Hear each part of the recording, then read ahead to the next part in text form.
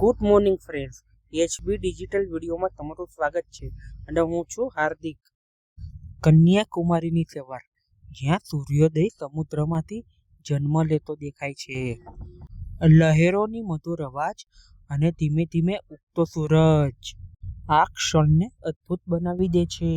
આ દ્રશ્ય જોઈને મન આપોઆપ શાંત થઈ જાય છે અને દરેક નવી સવાર નવી આશા લઈને આવે છે. કન્યાકુમારીનો સૂર્યોદય એક અનુભવ જે જીવનભર યાદ રહે છે. આ છે કન્યાકુમારી, ભારતનો છેલ્લો કિનારો, જ્યાં અરબી સમુદ્ર, બંગાળની ખાડી અને હિંદ મહાસાગર એકબીજાને મળે છે. અહીં ઉભા રહીને લહેરોની અવાજ સાંભળતા મન આપોઆપ શાંત થઈ જાય છે. આ સ્થાન માત્ર એક પોઈન્ટ નથી, આ તો ભારતની ધરતીનો અંત અને એક કુદરતી અનુભવ છે. આ છે પવિત્ર કન્યાકુમારી અમન મંદિર, જ્યાં દેવી માતા કુમારી સ્વરૂપે વિરાજમાન છે.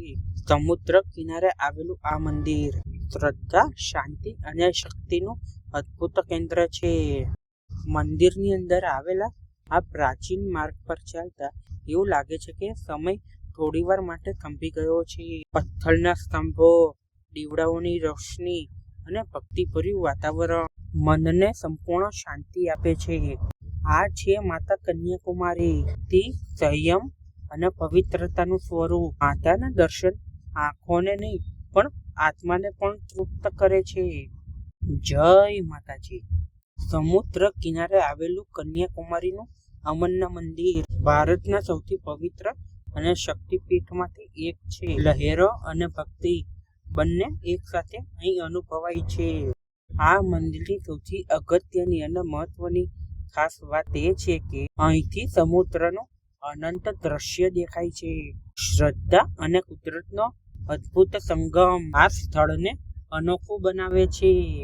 સાંજના સમયે મંદિરની પાછળથી ઢળતો સૂરજ આ જગ્યાને સ્વર્ગ જેવી લાગણી આપે છે.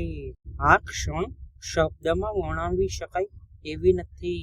તો મિત્રો, તમને આ વિડીયો ગમે તો લાઈક કરજો, શેર કરજો, કમેન્ટ કરજો અને સબસ્ક્રાઈબ કરજો.